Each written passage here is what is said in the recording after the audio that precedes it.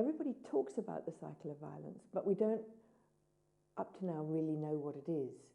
So one of the things that we've been doing at Peace Direct is to take the cycle of violence apart and see how it can be broken. Now, it begins with an atrocity. The atrocity results immediately in terror, shock. The next result is grief.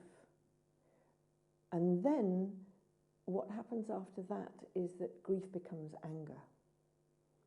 And if nothing is done, anger hardens into bitterness.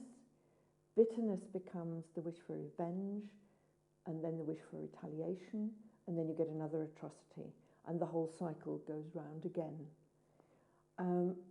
So it is absolutely key to my way of thinking that we find ways to intervene effectively before anger turns into bitterness and revenge. And that has been the key to many of the most successful interventions at grassroots and at national level to bring the cycle of violence to an end.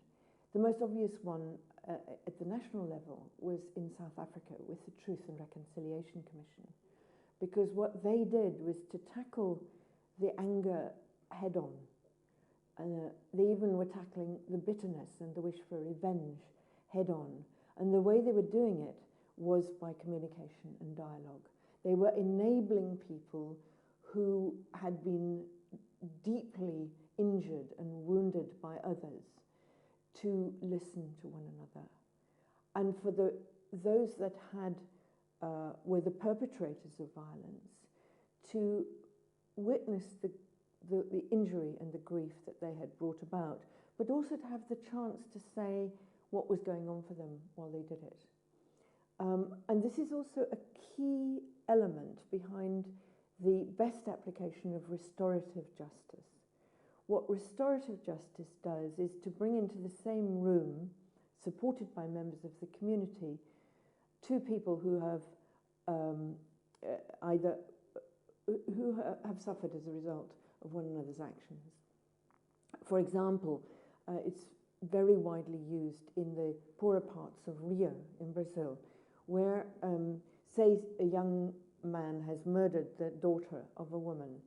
They will bring that man from jail with the support of members of the community to face the mother of the woman he killed.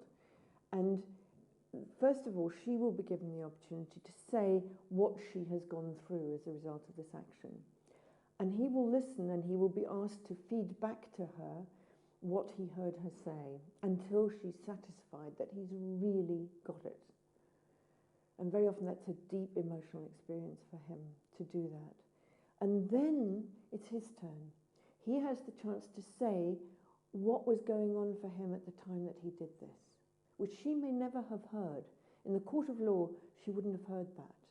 And so she will maybe appreciate for the first time the real deep feelings that he had and why he did it. And she'll be asked to feed back to him what she heard until he feels that she's fully understood it. And then the community, 7 or 8 people representing the community, will help them sort out what would be an appropriate recompense that this young man could make. And she will, first of all, lead that. And an example that I heard might be that she would want him to be brought from prison to her house on the same day every month and the same time that he committed the crime, and speak with her about her daughter. And the community then said, okay, let's try that for 6 months and see what happens. So you've got a process then where the deep emotions are affected. So what we're talking about is to work with the cycle of violence on the human level, not just on the level of law, not just on the level of retribution, but on the level of restoring a sense of this can be laid to rest now.